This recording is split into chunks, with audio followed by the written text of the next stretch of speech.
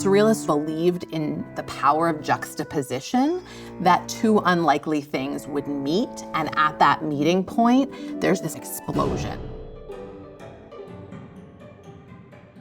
Exquisite Corpse was a drawing game played by a group of artists who belonged to the Surrealist movement. They would take turns contributing one section to a composition that corresponded to a body. I might start with the head, and then I would fold down that piece of the paper with only a teeny bit showing past the fold as a sort of prompt for the next participant to continue their own contribution blind to what had come before. They would fold that down, the next participant would join in, et cetera, until the end when they would unfold the results and see something that arose by chance. Each of those creases is this magical moment. In 1924, André Breton, who was the ringleader of the movement, published the first manifesto of Surrealism. The Surrealists were always trying to access automatism, something that wasn't ruled by their brain or their logic, but arose from the unconscious. The paper's not precious. This example is ripped out of a notebook. There is this sense of immediacy, of maybe lower stakes, all of which would go toward the freedom to not overthink. You can see how, okay, we've tried it with pencil, let's try it in color, let's try it with collage, what would that add? Let's shift to the horizontal, how does that change things? How is a body like a landscape? You have some things that are tiny, you have some things that are oversized. In a single body, you're never sure, like, is this an animal? Is this a monster? You have like a clear female body part, but then you have things that are totally alien. Because the exquisite corpses were made in these collective sessions around the table, they express a sense of community of artists who might not have been as recognized earlier on, especially I'm thinking of the women artists like Remedios Varo, Valentine Hugo. This is a period that's sandwiched between the two world wars, right? And Surrealism comes as a response to the destruction of the war. The practitioners who are making them are using them as a way to bypass logic and reason. We, as art historians, are using them as evidence. They mark a time and a place where certain people were together, and then for all kinds of reasons, history, personal reasons, fallings out, those communities disperse. And so this is really a record of a social history.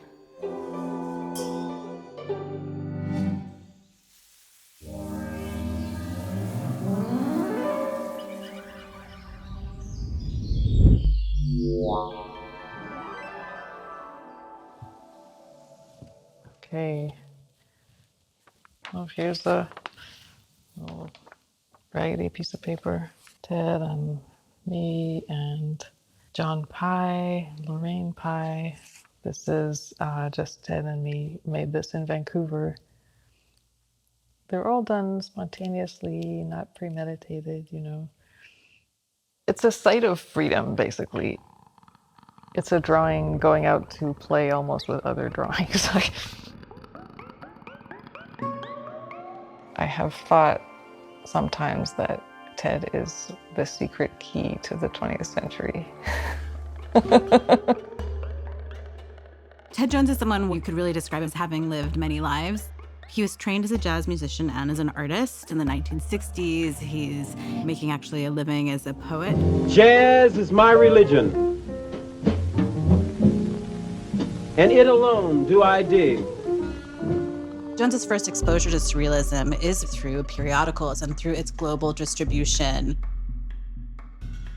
In 1960, he moves to Paris and is at a bus stop. And who should be at this bus stop in Paris but André Breton? So they strike up a conversation, and Joans becomes involved in various surrealist activities. There's a piece of writing by Ted Joans that's actually called Letter to André Breton, and he says, "Without surrealism, I would have been incapable of surviving the abject vicissitudes and racial violence which the white man in America imposed on me every day. Surrealism became the weapon I used to defend myself, and it has been and always be my own style of life." The summer of 1975 found Ted Joans in London, where a friend of his had given him this kind of sheath of computer paper. He realized it was this kind of perfect support for a series of exquisite corpse drawings. And so that was really the beginning of this extraordinary, almost 3-decade project that is Long Distance. It is, when fully extended, something like 36 feet in length. It has 132 contributors. Conroy Maddox, Gregory Corso, Secret Simon, Joyce Mansour, Malanga Tattersall, Roberto Mata, Nenos Veloritas, Adrian Hedlorant. One of the things that always makes me laugh is when I see it in its compact form, where it's, tiny. And so that idea of something being both small in scale and like endlessly vast is, I think, a kind of surrealist provocation itself. He named it Long Distance, but it's distant both in time and space. Long Distance was only carried by hand. It has like a certain intimacy in that way. Of course, I was also part of transporting it with him, traveling on a shoestring. It was a ritual for the person to be shown just their panel. And then after that person had added, open it up and read through the list of all the names. As it got longer, it needed a seriously long space to be seen. So this was a contribution to Long Distance in Paris by Marc Bruce. And we're opening up Long Distance. Across the room, through the kitchen, and out the door into the garden. Ted wanted it to be a site of introduction because nobody will know all of the contributors. So Long Distance begins in 1976 with this contribution from the British surrealist painter Conroy Maddox. I always think it's really great that it begins with a head. And quite quickly from there, the body will be unfixed from these conventions of what a normal body is. By 1977, we're in Nigeria, where Ted Joans was present for Festac, which was this important global convening of Black arts and culture. And here you get this extraordinary span of drawings by artists like Malangatana, a drawing by Milford Graves, who is a virtuoso musician and also an artist. Here you have actually Ted's own contribution. He was really reluctant to contribute, but he was sort of urged by other artists. And then I think it's just so extraordinary that you move down a few contributions to something that's just completely abstract. You see artists picking up on each other's lines, and then, of course, because artists are artists, they want to go like in a different direction. This is a contribution by the writer William Burroughs. Ted asked Burroughs, do you want to contribute? And Burroughs said, no, I don't draw. I just doodle when the phone rings. And so Ted said, well, let's wait for the phone to ring. You get this whole community of people who may or may not have known each other, and that this work traveled all of these miles to bring them together. David Hammons made the last contribution that was made to Long Distance while Ted Joans was still alive. Long Distance was never exhibited during Ted's lifetime. It wasn't a secret, but it was not publicized. And it was like his magical project.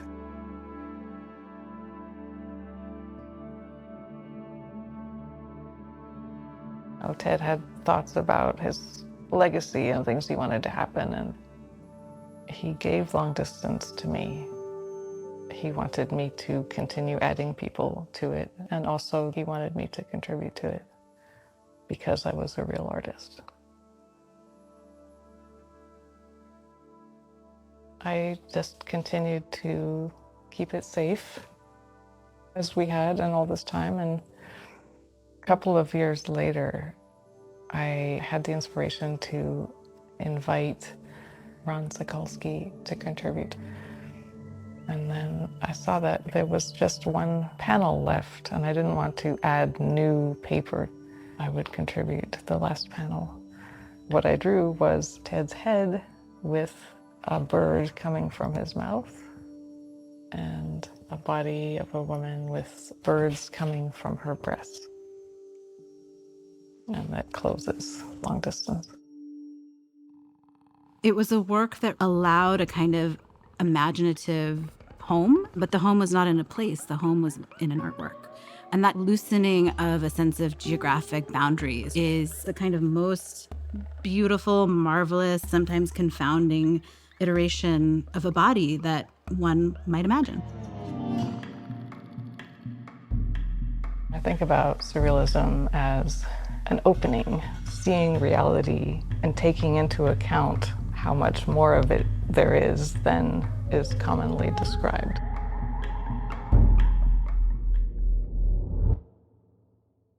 Mi teléfono langosta.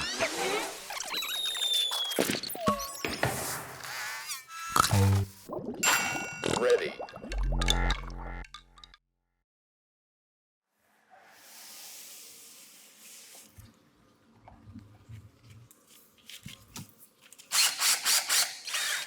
So the idea is, once they finish, they can put up this little discrete flap so the other artists can't see what happened. So you think we should do one with just black and white? I mean, you could. Can I do a collage? You can do whatever you want, Okay. Huma. Does one person just want to go first to kind of get the Yeah, ball rolling? yeah, that's fine. We got the materials here. Mixing trays. Try not to peek it. Yeah.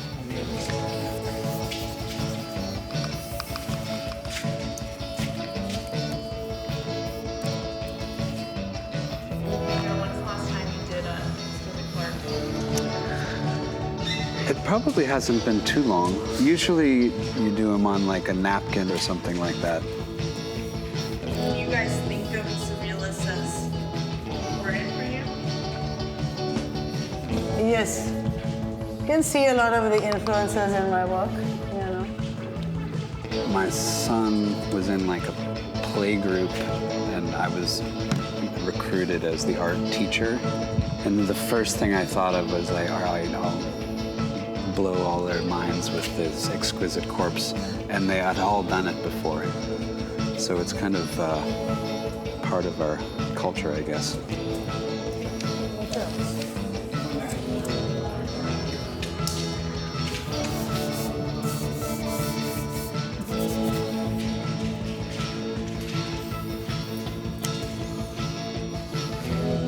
I haven't really had that many opportunities to collaborate. It's also, you know,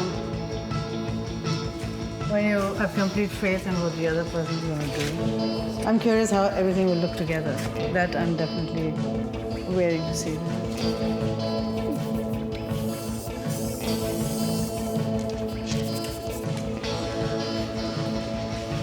All right, I quit. I think I'm done.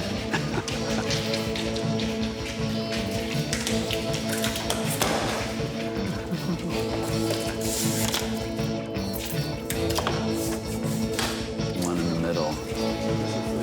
That's pretty sweet. I love that organs, guts. Is that just from your head? It's from my head, bro. Wow. I like how that one connects in a weird way. Do you think they look surreal? I think they look pretty cool. I think they look great. The reveal is a big moment, right? You get this surprise at the end.